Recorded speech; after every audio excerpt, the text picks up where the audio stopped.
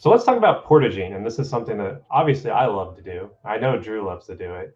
What are we going to set as kind of the definition of portaging? What are going to be our safety procedures? What makes the most Right. sense?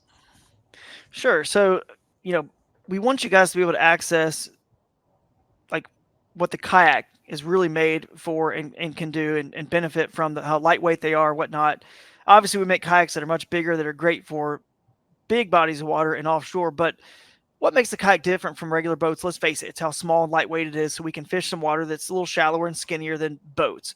And so many of us out there love to fish that way. So we allow portaging, dragging, whatever you want to call it, around natural obstacles. So you can't go portage over into Joe Blow's farm pond, obviously, from that's right across, from where you are in the creek or the river or lake. But you can portage over anything natural like rocks and rapids and down trees, anything that would make you feel unsafe. It's all about safety. We do not want you guys to have to stay in your kayak or stay tethered even when portaging. You're allowed to untether when portaging because that's just a safety thing. So if you don't feel safe, portage around it as long as it's still free flowing and it's not a man-made barrier and dam, which would be illegal to fish in this series. You're good to go. And you do just mentioning this tethered thing. You are allowed to, of course, untether when you're portaging, but when you are fishing again, you have to be tethered when conducting your fishing. And that's just really, we just don't want this to turn into just a wade event where your kayak is way far away. You walk so far away that it's not good for the fish. Have to carry them all the way back, measure them, and at the same time, we want to make sure you're getting it all on GoPro and your cameras, which are generally right there filming from your kayak. So hopefully you got a rear facing camera.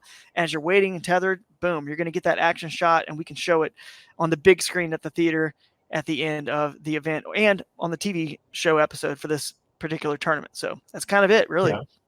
Yeah, and I think tethering too is important because not only is it a safety thing, if you were to lose your kayak from having it not tethered, you're then putting yourself in a scenario where you're now stranded.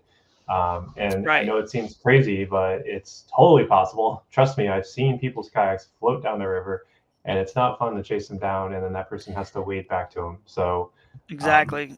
And it just creates an adventure. You don't need to worry about, okay, I'm going to go get a chainsaw at some point in the pre-fishing to change because bass boat tournaments are allowed to do that. You don't need to do that. Just portage the kayak over it. That's a lot of pain in the rear to go borrow a chainsaw or buy one just you have to stay in your kayak and get through some little spot. So just portage around it. That's what they're made for. That's why they're made so light anyway. So let's take advantage of those kayaks and go adventure. That's what the kayak adventure series is all about, man. That nothing says chase the wild more than portaging over 3 or 4 or 5 logs and knowing those fish are probably pretty unpressured and you found a good spot. But then again, yep, a lot of people in the KAS may be looking for stuff like that. So what do? Go chase the wild, go to the spots that are almost too obvious. Guess you yeah. guys will figure it out.